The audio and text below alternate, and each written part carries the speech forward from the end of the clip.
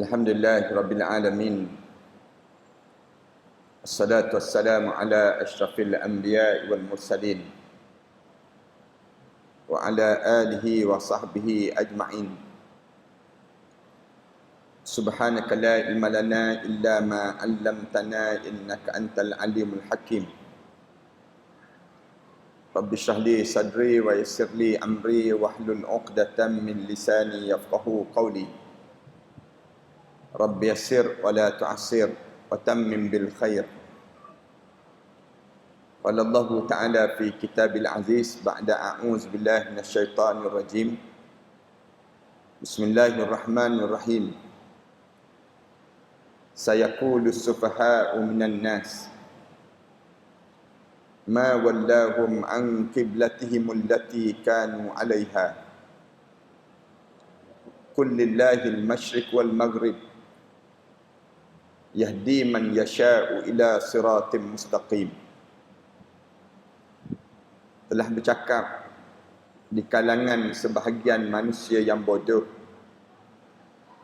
mengapalah ditukarkan kiblat ini yang asalnya menghadap pada Masjidil Aqsa kemudian diubah pada Masjidil Haram pula.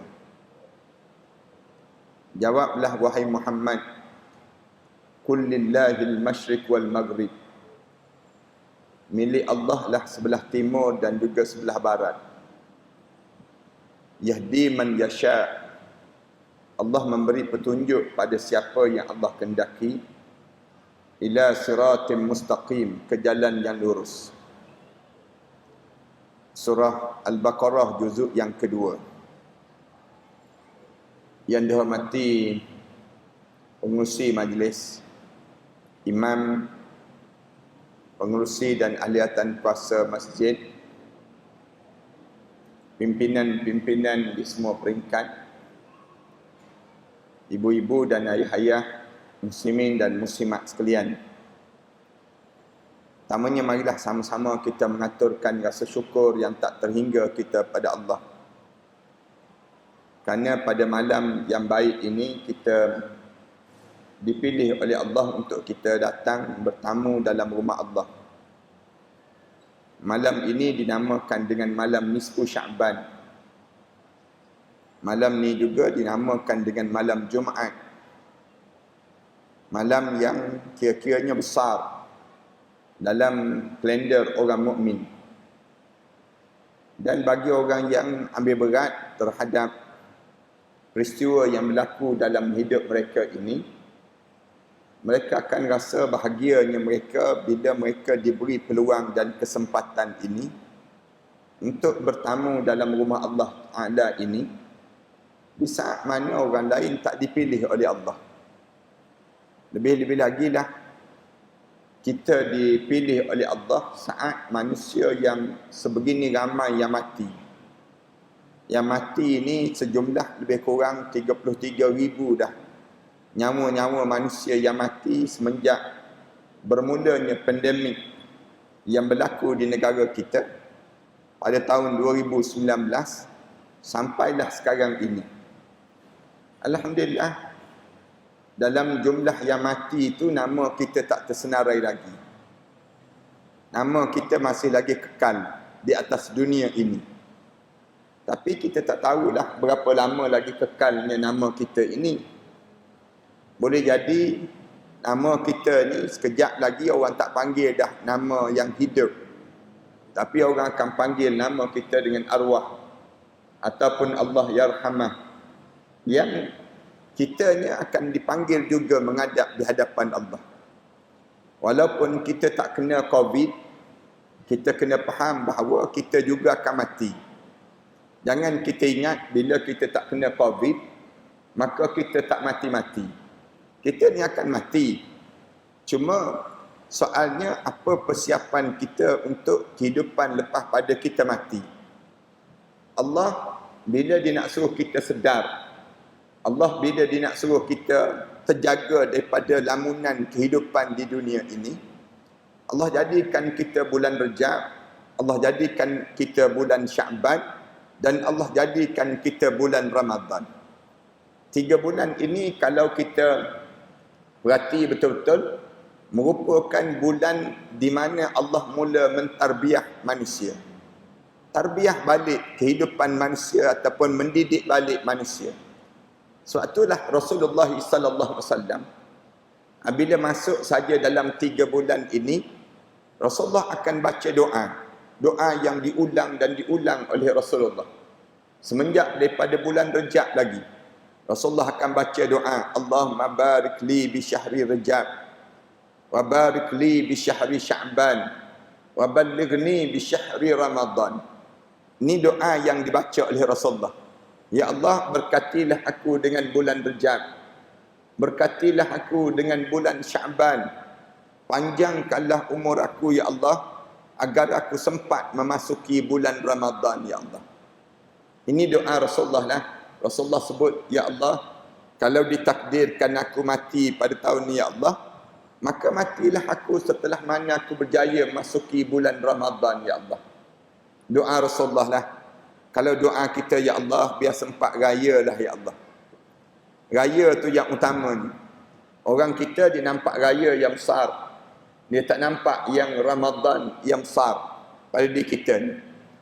Boleh jadi kita tanya kenapa yang Rasulullah baca doa untuk 3 bulan ini.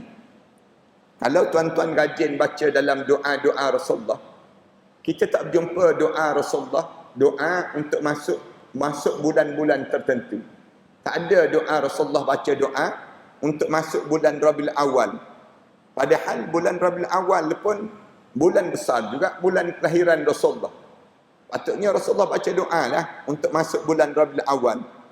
Ataupun tidak pun bacalah doa untuk masuk dalam bulan yang disebut dengan bulan Zulhijjah.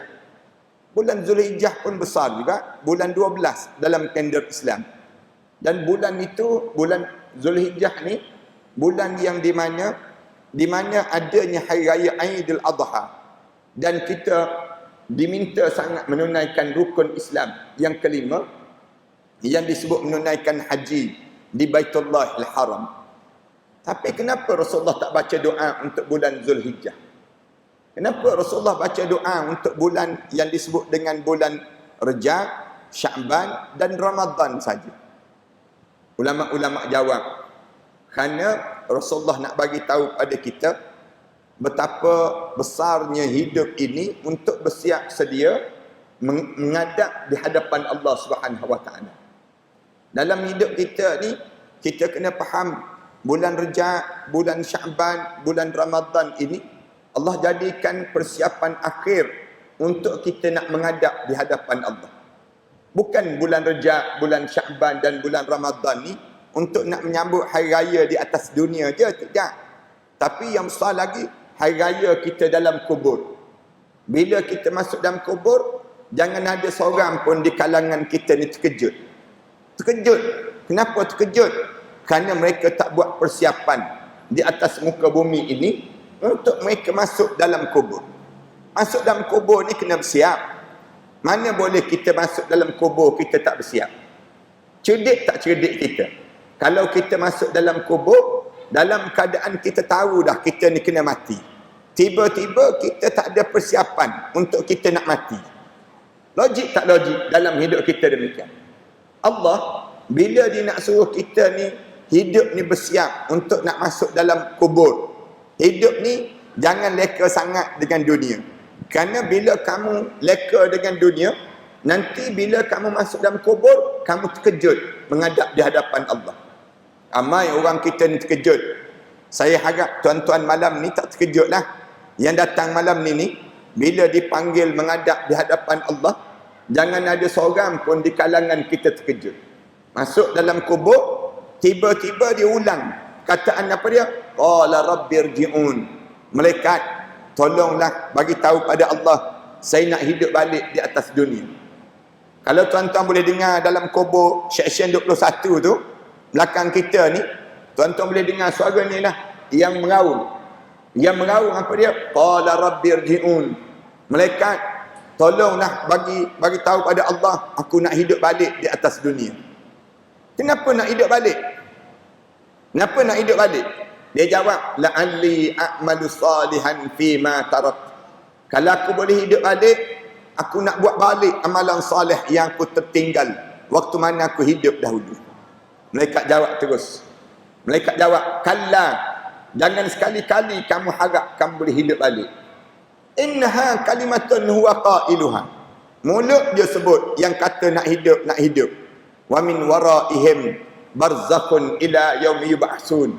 Sedangkan di belakang kamu sekarang ini, kamu sedang melalui barzakh sampailah kamu dibangkitkan balik di hari kebangkitan nanti. Jemaah sekalian, Allah bila dia nak suruh kita ni janganlah ada di kalangan kita ni, di kalangan kita berulang kata. Sekejap lagi masuk dalam kubur sebut nak hidup, nak hidup. Nak buat apa dia? Kalau ditanya orang dalam kubur tu, kalau boleh hidup balik, kamu nak hidup bila? Dia jawab, bulan Rejab, bulan Sya'ban, bulan Ramadan. Kenapa bulan Rejab, bulan Sya'ban dan bulan Ramadan? Ni bulan yang kita berada sekarang ni. Hanya rupa-rupanya 3 bulan yang kita berada sekarang ni, tengah-tengah yang kita berada pada malam ni, di antara kesempatan yang terbaik dalam hidup untuk beramal ibadah. Kita tanya, macam mana kesempatan yang terbaik? Kerana 3 bulan ini merupakan bulan tarbiyah Allah. Allah sendiri yang menyusun manusia dalam 3 bulan direct ini. Macam mana Allah nak susun kita? Start daripada bulan Rejab lagi. Allah susun dengan satu peristiwa yang disebut dengan Isra' wal Mi'raj. Isra' Mi'raj ni Allah yang susun dalam bulan Rejab. Dalam bulan Rejab satu program yang Allah buat yang disebut dengan Isra' Mi'raj. Program kenapa Allah buat Isra' Mi'raj? Sudah tentu Allah nak ajar pada kita ada benda yang besar di sebalik Isra' Mi'raj. Saya tak bercadang malam ni saya nak cerita satu-satu Isra' Mi'raj. Kerana saya faham tuan-tuan dah faham tentang Isra' Mi'raj ini. Mudah-mudahan demikianlah. Kerana Isra' Mi'raj ini mukjizat yang kedua terbesar selepas pada Al-Quran Karim. Lepas pada dalam banyak-banyak peristiwa yang berlaku pada Rasulullah, mukjizat yang berlaku pada Rasulullah, Isra' Mi'raj merupakan peristiwa mukjizat yang kedua terbesar lepas pada Al-Quran Karim. Al-Quran yang pertama mukjizat yang terbesar. Yang kedua mukjizat yang disebut dengan Isra' wal Mi'raj. Benda apa yang terdapat dalam Isra' Mi'raj? Ada 3 benda yang besar yang Allah nak ajar dalam Isra' Mi'raj ini sendiri. Yang pertama dalam peristiwa Isra' Mi'raj, kalau kita tanya macam mana Allah nak suruh, kenapa Allah buat Isra' Mi'raj ini? Nak suruh yang pertamanya dalam dada kita ni jangan berpaling daripada Islam. Orang Islam jangan paling daripada Islam. Ini cara. Macam mana Allah nak suruh kita jangan paling dengan Islam? Ada 3 benda yang diajar supaya kita tak berpaling daripada Islam dalam Isra' Mi'raj. Yang pertama yang disebut dengan berpaling daripada Islam ni, bila kamu mendirikan salat. Bila kamu dirikan salat, di antara tanda yang besar dalam hidup kalian, seorang yang dia sedang memegang keyakinan hidup dengan Islam. Hidup ni jangan teragak-agak dengan Islam. Orang Islam tapi tak percaya pada Islam. Ramai kan? Ramai di kalangan kita. Dia Islam tapi dia percaya dengan komunis. Dia Islam, dia percaya dengan liberalis. Dia Islam, dia percaya dengan sekularis. Ada kepatut demikian. Dia orang Islam tapi dia percaya kepada selain daripada Islam. Logik tak logik? Tak logik langsung dalam hidup. Kita orang Islam percaya pada Islam lah. Kenapa percaya dengan nasionalis? Kenapa percaya dengan sekularis? Kenapa percaya dengan Islam selain daripada Islam? Mereka ni boleh tolong kita ke dalam kubur nanti? Tak boleh. Nasionalis tak boleh tolong kita dalam kubur. Sekularis tak boleh tolong kita dalam kubur. Komunis tak boleh tolong kita dalam kubur. Kristian tak boleh tolong kita dalam kubur. Yahudi tak boleh tolong kita dalam kubur. Yang boleh tolong kita dalam kubur siapa dia? Islam. Islam dia boleh tolong kita. Allah sebut dalam Quran, "Wa man yabtaghiral islami dinan falan yuqbala min." Siapa yang mencari selain daripada Islam sebagai satu cara hidup dia, Allah tak akan terima. Wa huwa fil akhirati minal khasirin. di akhirat nanti dia termasuk di kalangan orang yang rugi. Ini cara demikian. Siapa-siapa yang mencari selain daripada Islam, macam mana nak suruh kita ni yakin dengan Islam? Sembahyang. Sembahyang ni lambang keyakinan terhadap Islam. Tuan-tuan tinggal sembahyang, tuan-tuan tak ada Islam pada tubuh badan tuan-tuan. Islam ni dia mulakan dengan hidup kita as-salah. Satu Rasulullah sebut as-salatu imaduddin. Sembahyang ni tiang agama. Faman aqamaha faqad aqamad-din. Siapa yang mendirikan sembahyang, dia mendirikan agama. Waman tarakaha faqad hadamad-din. Siapa yang meninggalkan sembahyang, dia meruntuhkan tiang-tiang agama dalam tubuh badan dia.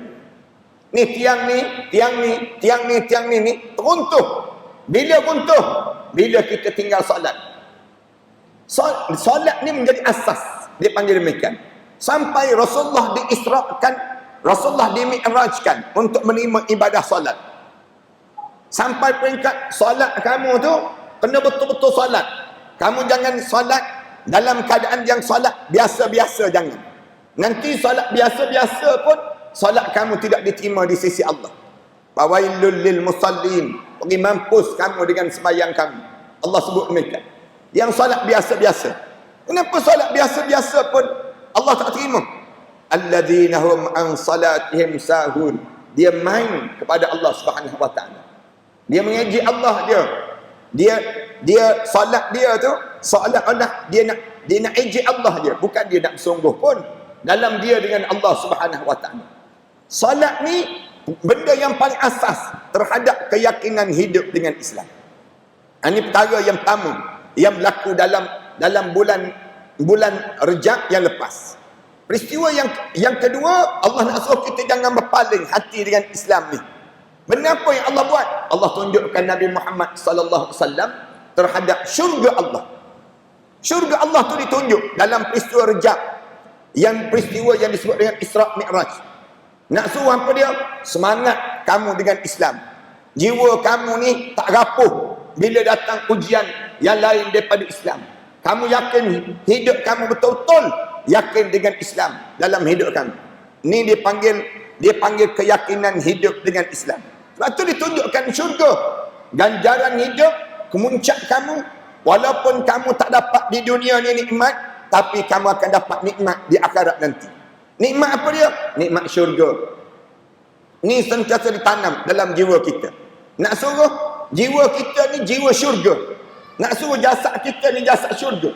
Nak tengok orang yang ada syurga tak ada syurga, tengok semayang dia. Tengok semayang dia. Semayang dia tu melambangkan dia ahli syurga ataupun tidak. Itu cara yang diajar dalam bulan Rejab yang nak suruh kukuh keyakinan hidup kita dengan Islam. Kemudian yang tiga, Rasulullah ditunjukkan tentang neraka. Tengok memandang dalam neraka. Dalam peristiwa Isra' Mi'raj ini, dia tengok je neraka, Rasulullah gambarkan kengerian yang amat sangat, ketakutan yang amat dahsyat, sampai basah janggut Rasulullah, menangis bila cerita tentang neraka. Takut, ngeri neraka. Ayat Quran cerita tentang neraka ni berbeza-beza. Bila dihumban ke dalam neraka, idza ulqu fiha sami'u laha syahiqan wa hiya tafur. Bila dicampak je manusia dalam neraka, kamu dengar neraka tu berbuak-buak. Bunyi neraka tu, bertompek meraung neraka tu, syahiqan wa hiya tafur. Hampir pecah neraka. Kerana apa dia?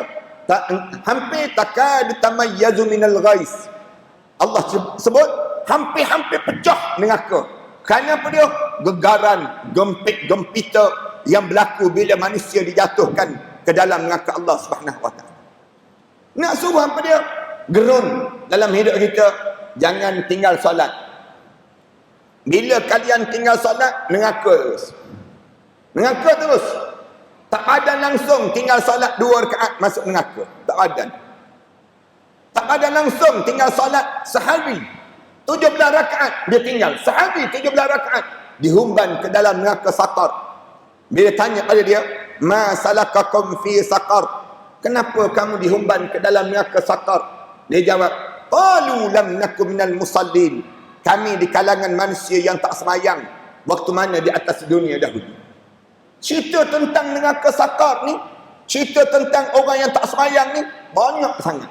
Dalam hadis-hadis Rasulullah, dalam Al-Quran, semua cerita tentang bahaya kamu tinggalkan solat. Bila kamu tinggal solat, neraka. Bila kamu jaga solat, syurga dalam hidup kamu. Kamu buat pilihan dalam hidup ini. Takkan nak hidup rumah besar di dunia, kereta mewah di dunia, jawatan hebat di dunia, masuk kubur, masuk neraka terus. Patut tak patut dalam hidup kalian demikian? Tak patut langsung dalam hidup kita. Bila kita ada segala-gala di dunia, jangan sampai peringkat masuk dalam kubur, hilang segala-gala yang kita ada atas dunia.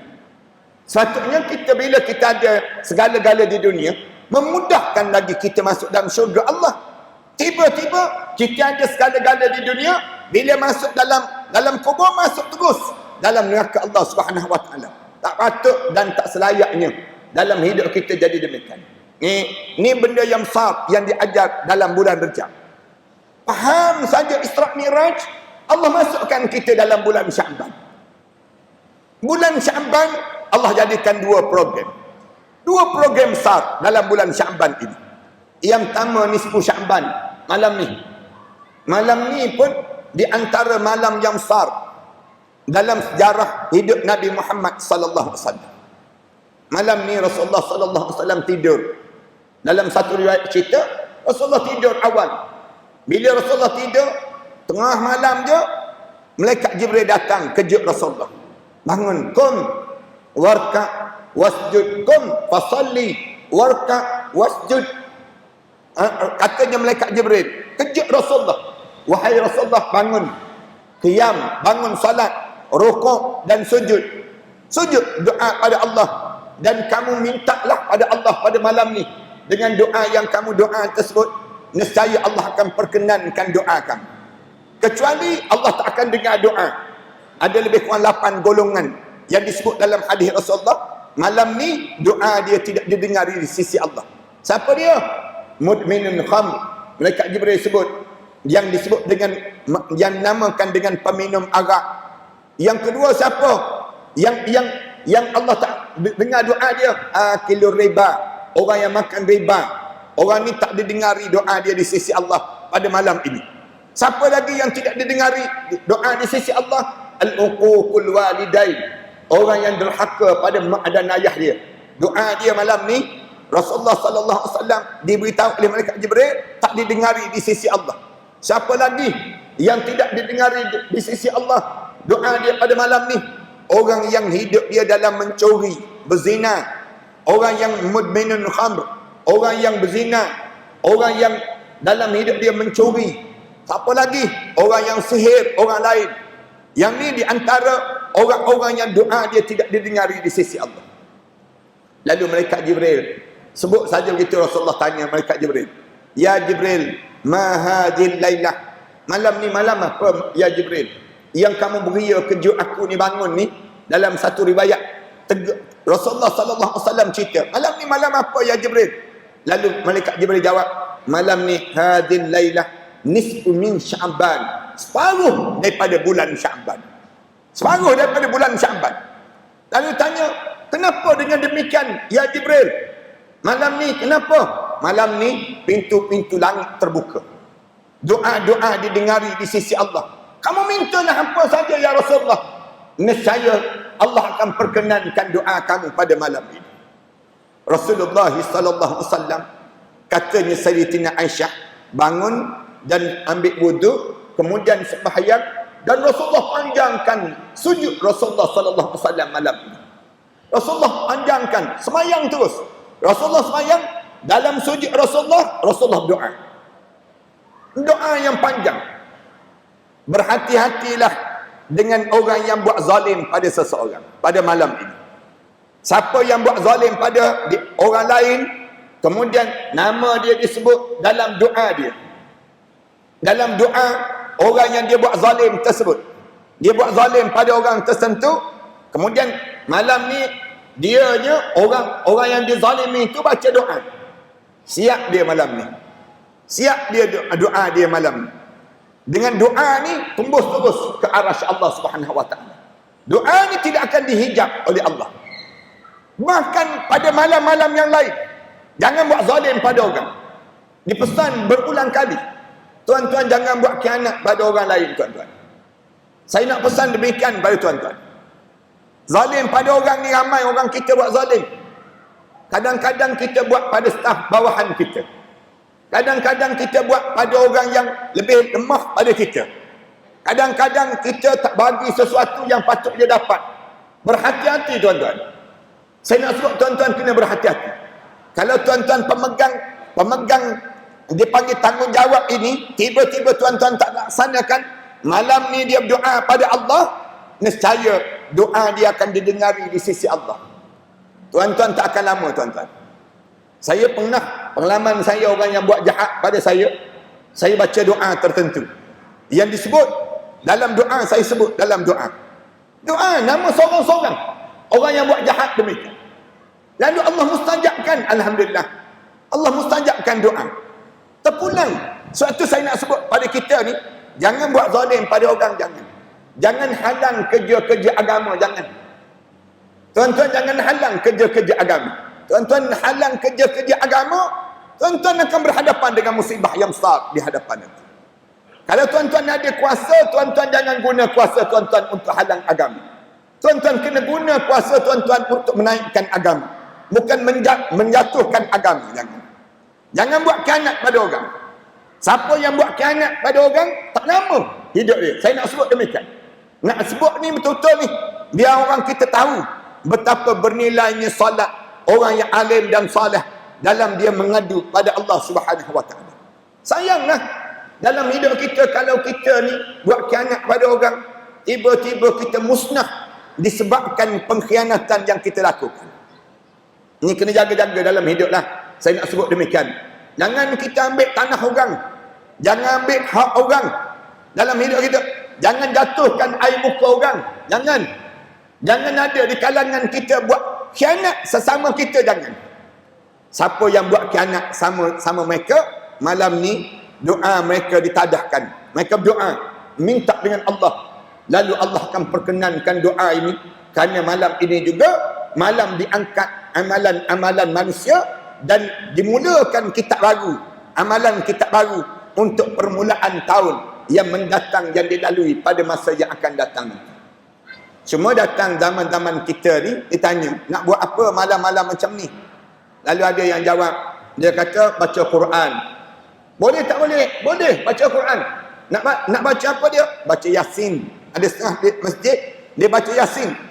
Yang dibaca Yasin ni disusun oleh alim ulama. Dibaca pada kali yang pertama, Yasin yang pertama, kita baca. Dalam bacaan kita doa pada Allah agar Allah panjangkan umur kita. Kemudian Yasin yang kedua dibaca lagi. Yasin yang kedua dimurahkan rezeki. Yasin yang ketiga kita baca lagi doa supaya Allah Subhanahu wa taala jadikan pada diri kita ni kematian husnul khatimah. Tiga benda ni kan. Ni malam ni tuan-tuan nak tidur malam ni, tuan-tuan boleh buat kat rumah masing-masing. Tak semestinya buat di masjid, tidak. Tapi di rumah kita pun boleh. Malam ni kita bacalah, kejut anak-anak kita, keluarga kita, bagi tahu pada keluarga kita, jangan berhenti daripada solat. Kemudian dalam solat kamu doa. Dalam solat kamu doa. Kerana solat kamu ni akan menjadi kekuatan dalam hidup kamu.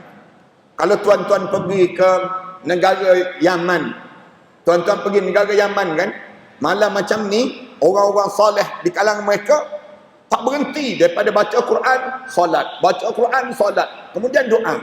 Baca Quran, solat dan doa. Di negara-negara alim di Mekah, di Madinah, orang-orang soleh yang mereka lakukan malam macam ni dengan kuliah, kemudian sambung lagi dengan zikir, sambung lagi dengan baca doa, sambung lagi dengan solat, sampai hampir-hampir malam itu tidak menjadi tidur yang lena pada mereka. Kenapa? Kerana mereka mengambil kesempatan malam ini di antara malam yang mustajabnya doa. Malam yang mustajabnya doa. Besar dia, setengah alim ulama sebut besarnya malam ini sama lebih kurang sikit je pada malam Lailatul Qadar. Lebih kurang sikit je pada malam Lailatul Qadar. Bermula daripada maghrib sebentar tadi Sampai suruh besok, tuan-tuan, ulama-ulama kata, kalau dalam bulan Syaban Allah tentukan 15 Syaban merupakan malam yang hebat dalam Islam. Dalam bulan Ramadan Allah sembunyikan malam-malam Lailatul Qadar supaya kalian cari start daripada 1 Ramadan sampai pada 30 Ramadan. Moga-moga orang yang mendapat malam nisfu Syaban dia juga akan mendapat malam Lailatul Qadar. Ini mudah-mudahan semua yang hadir malam ni lah, insya-Allah. Tuan-tuan jangan terlepas ni. Benda yang pertama yang berlaku dalam bulan Syaban yang disebut dengan nisfu Syaban. Yang kedua, ia berkait juga dengan salat. Dalam bulan Syaban ni apa dia? Pertukaran kiblat. Tukar kiblat. Yang asalnya menghadap pada Masjidil Aqsa, kemudian sekarang berubah menjadi Masjidil Haram pun. Asal solat kita ni menghadap pada Masjidil Aqsa. Semayang kita ni. Bila Rasulullah sampai di Madinah, orang Yahudi mengejek Rasulullah. Kenapalah Muhammad ni semayang sama dengan kiblat kita juga? Kenapa dia tidak ada kiblat yang tersendiri? Rasulullah rasa ada kebenaran kata-kata Yahudi. Yahudi ejek Rasulullah. Ada kepatut Muhammad, dia kata agama kita tak betul, agama dia betul. Tiba-tiba dia semayang kiblat sama dengan kita juga. Rasulullah mula rasakan kebenaran daripada kata-kata puak Yahudi ni. Rasulullah mula semayang, takbir dia Allahu Akbar, Rasulullah dongak muka ke langit. Dongak muka ke langit, doa pada Allah, ya Allah, tukarlah kiblat ini ya Allah. Tukarlah kiblat. Tak nak menghadap pada Masjid Aqsa, nak kepada Masjidil Haram pula. Selama mana Rasulullah semayang macam tu? Selama lebih kurang 16 bulan. Satu riwayat yang lain kata selama 17 bulan. 17 bulan Rasulullah semayang menghadap pada kiblat Masjidil Aqsa, kemudian berdoa kepada Allah. Doa Rasulullah tu terdongak muka ke langit. Dalam bulan Syaban baru semayang zuhur 2 rakaat. Rasulullah semayang zuhur 2 rakaat baru. Tiba-tiba turun ayat Quran. Qad nara taqalluba wajhika fis sama' falanwalliyannaka qiblatan tardaha fawalli wajhaka syatral Masjidil Haram. Sesungguhnya Allah melihat wajah kamu terdongak muka ke langit mengharapkan ditukarkan kiblat. Mulai pada sekarang Muhammad, tukarlah kiblat kamu, hadapkanlah kepada Masjidil Haram pula.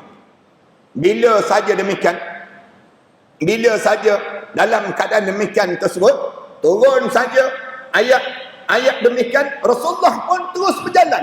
Semayang 2 rakaat menghadap pada Masjid Aqsa ni, jalan terus. Berjalan menghadap pada Masjidil Haram pula. Mula Rasulullah menghadap pada Masjidil Haram. Bila Rasulullah menghadap pada Masjidil Haram tersebut, Rasulullah menghadap pada Masjidil Haram ni sendirinya, sahabat-sahabat jalan juga. Jalan, saf yang pertama berjalan. Saf yang pertama berada saf yang pertama belakang Rasulullah. Saf yang kedua jalan, berada saf yang kedua di belakang Rasulullah. Saf yang ketiga berada saf yang ketiga belakang Rasulullah. Saf yang akhir sekali memusingkan jasad dia saja. Ini semayang yang pertama dan terakhir boleh berjalan, tuan-tuan. Jangan pula lepas pada ni semayang sambil berjalan lewat kita. Orang tanya kenapa semayang sambil berjalan ni? Ambil sunnah bulan Syaban ustaz dia. Jangan buat. Orang batu tiga ni boleh kira juga ni dia. Tak kena gaya dia buat benda demikian. Ni semayang yang pertama dan terakhir boleh berjalan. Kalau tuan-tuan pergi ke Madinah, berjumpa Masjid Qiblatain. Masjid 2 kiblat. Masjid 2 kiblat. Masjid 2 kiblat ni lah yang berlaku di mana Rasulullah berubah kepada Masjidil Haram pula. Bila Rasulullah ubah pada Masjidil Haram, siap dia semayang, sahabat-sahabat datang tanya Rasulullah, ya Rasulullah, kenapa Rasulullah semayang sambil berjalan macam ni ya Rasulullah? Kenapa ya Rasulullah? Rasulullah sallallahu alaihi wasallam jawab, alhamdulillah, doa kita telah dimustajabkan di sisi Allah. Allah telah mustajabkan doa kita. Sahabat-sahabat tanya, mustajab doa apa ya Rasulullah? Kiblat kita dah bertukar. Kiblat kita dah bertukar. Dulu kiblat kita sebelah Masjid Aqsa, sekarang kiblat kita sebelah Masjidil Haram pula. Rasulullah sebut, sahabat-sahabat suka. Masing-masing sujud. Kegembiraan. Alhamdulillah, alhamdulillah. Kiblat dah bertukar. Keluar, masing-masing keluar, laung dia. Kiblat dah bertukar. Kiblat dah bertukar. Anak-anak muda ni sibuk tulis dalam Facebook masing-masing. Tulis dalam Instagram masing-masing. Bagi tahu orang ramai, kiblat dah bertukar, kiblat dah bertukar. Bila orang Yahudi tahu saja yang kiblat dah tukar, Yahudi mula mengejek Rasulullah. Orang Yahudi ejek balik Rasulullah. Ejek Rasulullah, kenapalah Muhammad ni semayang dia tak konsisten langsung. Sekejap menghadap pada Masjid Aqsa, sekejap menghadap pada Masjidil Haram, lepas pada ni kiblat dia ke mana pula. Yahudi mula ejek Rasulullah. Cari jalan nak ejek Rasulullah. Rasulullah rasa sedih. Bila Rasulullah rasa sedih, turun ayat Quran nak melapangkan dada Rasulullah. Sayaqulu sufaha'u minan nas ma wallahum an qiblatihim allati kanu 'alayha. Qul lillahi al-masyriq wal maghrib yahdi man yasha'u ila siratin mustaqim. Telah bercakap di kalangan sebahagian manusia yang bodoh, mengapalah ditukarkan kiblat ini yang asalnya menghadap pada Masjid Aqsa kemudian diubah pada Masjidil Haram pula. Jawab macam ni, wahai Muhammad, qul lillahi al-masyriq wal maghrib, milik Allah lah sebelah timur dan juga barat. Yahdi man yasha, Allah lah yang memilih untuk memberi petunjuk pada siapa yang Allah kehendaki ila siratin mustaqim, ke jalan yang lurus. Peristiwa ni alim ulama sebut rintitan daripada apa dia? Jaga salat. Bila kalian jaga salat, kalian akan jumpa perkara-perkara begini dalam hidup. Orang yang jaga salat ni, dia akan berhadapan dengan ujian.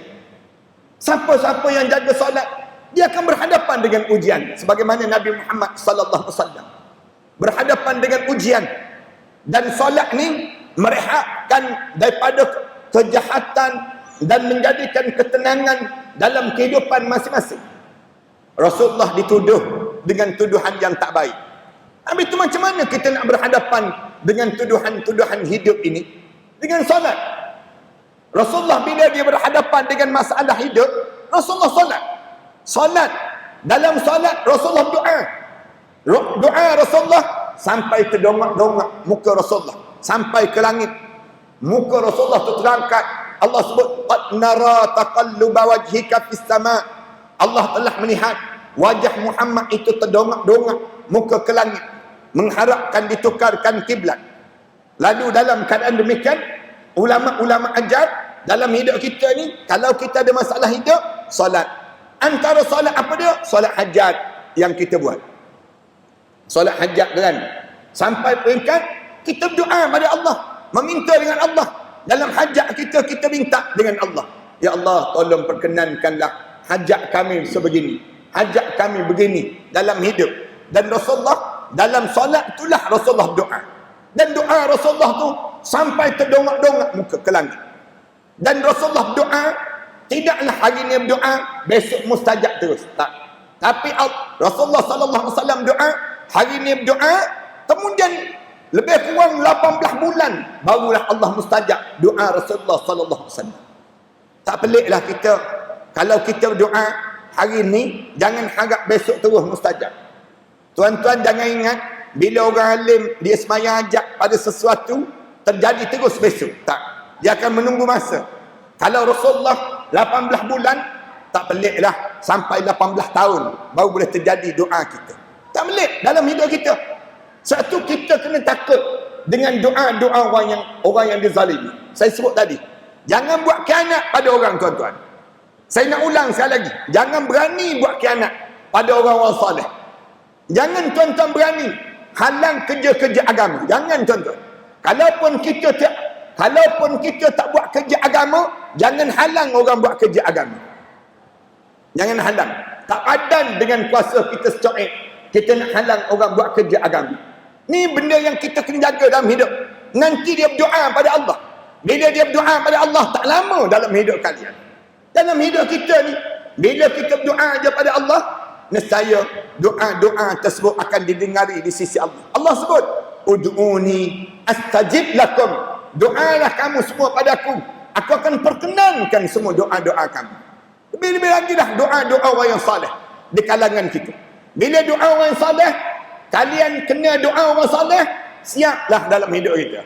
Sengsaralah dalam hidup, tak ada manfaatlah hidup kalau kita di saat mana kita didoakan dengan keadaan yang buruk di kalangan orang-orang saleh ini sendiri. Orang saleh doakan benda biar musibah terkena pada diri kita. Kenapa? Kerana kita tak jaga. Kita menggunakan kuasa kita menghalang kerja-kerja agama yang dilakukan oleh orang saleh tadi. Ini terpulang di kalangan mereka. Satu bila berdoa, Rasulullah berdoa sampai terdongak-dongak muka. Sampai terlaknat yang disebut dengan orang Yahudi dengan doa Rasulullah sallallahu alaihi wasallam. Turun ayat Quran, lu'inal ladzina kafaru min bani Israil ala lisani Dawud wa Isa bin Maryam. Dilaknat Bani Israel di atas yang disebut dengan orang Yahudi ini, di atas lidah Nabi Daud dan juga Nabi Isa bin Maryam. Zalika bima asaw wa kanu ya'tadun. Mereka ni sebab mereka ni melampau dan mereka ni hidup dalam keadaan buat maksiat pada Allah, mereka hidup dalam keadaan melanggar perintah Allah. Dilaknat, dipanggil begitu. Kita berdoa pun sama. Dalam kita ni bila malam-malam macam ni doa macam Rasulullah doa. Malam Sayyidatina Aisyah radhiyallahu anha dia kata, Rasulullah kalau dia nak doa dia semayang. Dia semayang. Kalau dia nak doa dia angkat tangan. Sayyidatina Aisyah dia cerita, Rasulullah kalau dia doa lagi lama lagi terangkat. Lagi lama lagi terangkat tangan Rasulullah sampai jatuh dengan jubah Rasulullah ni nampak ketiak putih Rasulullah sallallahu alaihi wasallam. Ni Rasulullah sallallahu alaihi wasallam dia berdoa. Kita berdoa tak lagi lama lagi turun. Lamanya tu imam ni. Lamanya berdoa. Mendapalah berdoa lama-lama. Mula letak tangan atas paha. Orang kita demikian. Malahnya berdoa. Dia nak suruh ada Allah. Ya Allah, nak terima, tak nak terima sudah. Senang je doa dia. Yang malah-malah lagi tu, bagi salam, bikah bangun terus. Tak sempat nak berdoa. Jangan tuan-tuan. Yang teruk-teruk lagi, bagi salam, angkat tangan. Ya Allah, macam biasalah ya Allah, amin tu dia. Doa paling rekah dalam dunia. Jangan buat demikian. Rasulullah ajar, ad-du'a silahul mu'minin. Doa senjata bagi orang mukmin.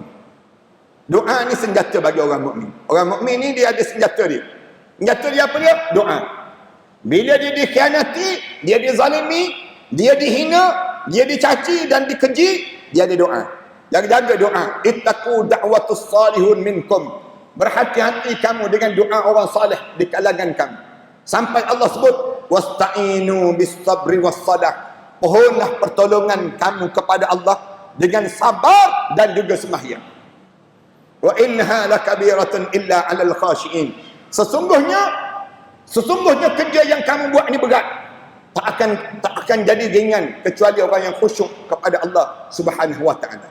Bila mereka meminta kepada Allah Subhanahu wa taala tersebut. Ini dipanggil demikian dalam doa yang kita sebut ini sendiri insya-Allah. Kemudian yang ketiga dalam peristiwa tukaran kiblat ni nak ajar pada kita apa dia? Jangan mentangguh dalam melaksanakan perintah Allah. Perintah apa yang kena jangan tangguh? Salat. Salat jangan suka bertangguh tuan-tuan. Ramai orang kita ni suka tangguh. Tangguh salat. Sampai peringkat hujung dia waktu baru dia nak salat. Kadang-kadang dah terlepas waktu baru dia nak salat. Jangan tangguh. Rasulullah bila diarahkan tukar kiblat, tukar terus. Rasulullah tak tunggu-tunggu pun. Nak tangguh-tangguh tak ada. Rasulullah bila diarahkan tukar kiblat, tukar terus kiblat Rasulullah sallallahu alaihi wasallam. Ada muka kepada Masjidil Haram. Padahal kalau Rasulullah nak tunggu sembahyang asar nanti apa masalahnya? Kalau Rasulullah nak tunggu sembahyang maghrib nanti tukar, apa masalahnya? Tapi nak ajar pada umat Nabi Muhammad, kita ni tahu kita ni ada kelemahan dalam hidup. Janganlah kita suka tangguh-tangguh dalam hidup kita melaksanakan perintah Allah. Selain daripada salat, apa lagi yang kita suka tangguh? Baca Quran. Baca Quran orang kita malas, suka sangat menangguh. Bahkan tak boleh baca Quran. Saya ulang banyak kali dah. Orang Shah Alam ni, kalau kalian mati di saat mana kalian tak boleh baca Quran, kalian masuk dalam kubur section 21 tu, di saat mana tak boleh baca Quran, confirm tak lepas menghadap depan Allah. Tak lepas. Tak percaya cuba try mati tak percaya. Nak tahu lepas ke tak lepas. Masuk kubur je. Mereka tanya terus, Quran boleh baca Quran? Tak boleh. Quran tak boleh baca? Tak boleh. WhatsApp boleh. WhatsApp boleh baca, Quran tak boleh baca. Jangan tak boleh baca. Yang tak boleh baca tu datang ke masjid ni. Mengaku je pada AJK masjid. bagi tahu duit AJK masjid. Saya antara ahli qaryah di kawasan Batu Tiga ni yang tak boleh baca Quran. Mengaku je kita. Saya antara orang yang tak boleh baca Quran. Kita sebut demikian pada AJK. AJK pula jangan jawab pula bertenang. Sebenarnya saya pun tak boleh baca juga katanya. Jangan jawab demikian, buat malu company je. Bila tak boleh baca Quran, dia lawan Islam. Dia lawan orang alim. Bila kita tak boleh baca Quran, kita tak peduli lagi halal haram. Baca Quran ni, orang yang boleh baca Quran ni pun tak tentu lagi. Tapi bila kita awal-awal lagi tak boleh baca Quran, kita tak semayang, kita akan buat sambil lewa dalam hidup kita, kesan daripada kita tak boleh baca Quran. Ni bahaya dalam hidup orang mukmin. Apa beza kita dengan orang munafik yang tak boleh baca Quran? Apa beza kita dengan si kafir yang tak boleh baca Quran? Kenapa kita tak boleh baca Quran? Kenapa tak boleh baca Quran? Kena baca Quran dalam hidup kita. Jangan suka bertangguh. Yang ketiga, orang kita suka bertangguh apa dia? Bertaubat pada Allah. Orang kita suka sangat bertangguh bertaubat. Minta ampun pada Allah. Jangan bertangguh taubat. Dalam hidup kita ni sentiasa bertaubat. Setiap kali mana kita melakukan apa sahaja dalam hidup kita, minta ampun. Allahumma gfirli. Ya Allah, saya minta ampun pada kamu ya Allah. Minta ampun kerana kita ni semua pendosa. Kita nak sebutnya, kita ni semua pendosa-pendosa. Di kalangan kita ni buat dosa je. Tapi dalam hidup kita, sebaik-baik orang buat dosa, wa kullu khairal khata' tawwabun. Sebaik-baik orang yang melakukan dosa, dia bertaubat pada Allah Subhanahu wa taala dan minta ampun pada Allah Subhanahu wa taala. Mudah-mudahan kita jadi demikian. Ni bulan Rejab dan bulan Syaban. Lepas pada bulan Rejab, bulan Syaban, Allah masukkan kita bulan Ramadan. Allah jadikan lagi satu program solat. Solat lagi. Dalam bulan Rejab, solat. Dalam bulan Syaban, solat. Kemudian dalam bulan Ramadan, solat lagi. Solat apa? Solat tarawih. Solat yang tak ada dalam bulan-bulan lain. Hanya dalam bulan Ramadan. Solat tarawih. Kenapa Allah buat solat tarawih? Nak tarawih berapa rakaat? Terpulang tuan-tuan. Jangan berkait. Nak buat 8 rakaat? Boleh. Kerana Rasulullah buat 8 rakaat. Nak buat 20 rakaat? Boleh. Kerana Sayyidina Umar buat 20 rakaat. Nak buat 30 rakaat? Boleh. Kerana Sayyidina Osman buat 30 rakaat. Nak buat 32 rakaat? Boleh. Kerana Umar Abdul Aziz buat 32 rakaat. Semua boleh. Yang tak boleh, yang tak semayang-semayang langsung. Jangan berkelahi. Saya nak sebut yang jangan berkelahi. Orang kita ni tak tahu ni berkelahi ni. 8 ke 20. 8 ke 20. Dia tak pernah bincang. 30 ke 32. 30 ke 32. Tak pernah dia bincang demikian. Yang bincang dia nak semayang 8 ke 20. Sampai di masjid tu ada 2 geng lah. Geng 8 dengan geng 20 dia panggil. Sampai jadi demikian. Saya ingat lagi tu. Saya pergi satu masjid tu. Naik satu masjid tu. Nak tazkirah di masjid. Di Sanggonnya. Bila naik tersebut. Naik nak tazkirah tu duduk je. Malam tu. Nak semayang isyak dulu. Bila datang sebelah. Ustaz. Malam ni Ustaz tazkirah kan? Ya. Lepas 8 rakaat ya Ustaz. Ustaz tazkirah. Ya saya sebut. Lepas 8 rakaat pun boleh. Lepas habis pun saya boleh tazkirah. Dua-dua saya boleh tazkirah. Saya sebut demikian. Tak. Lepas 8 je Ustaz. 8 tu Ustaz tazkirah tu. Ustaz. Bila Ustaz tazkirah tu Ustaz bantai terus geng-geng 8 rakaat ni Ustaz. Saya tanya, kenapa kena bantai? Yalah lepas rakaat dia balik terus Ustaz. Saya tanya kenapa pula? Allah Ustaz. Kalau dia orang ni balik terus tak apa juga. Dia sapu habis moreh-moreh yang ada tu Ustaz. Dah kita geng-geng 20 tak khusyuk semayang. Oh yang tu rupa-rupanya. Kebetulan dia Bilal. Bilal tak boleh lari. Bilal kena tunggu juga. Kena sampai 20 juga. Yang tu rupa-rupanya. Jangan berlari tuan-tuan. Nak buat 8 pun boleh. Nak buat 20 pun boleh. Semua sunat dia. Hukum sunat dia. Bukannya fardu. Bukan wajib pun. Hukum sunat. Semayang tarawih ni sunat. Cuma Rasulullah buat 8 rakaat. Menjelang subuh baru habis solat tarawih Rasulullah. Itu cara Rasulullah. Rasulullah lepas semayang isyak, Rasulullah tak tarawih terus.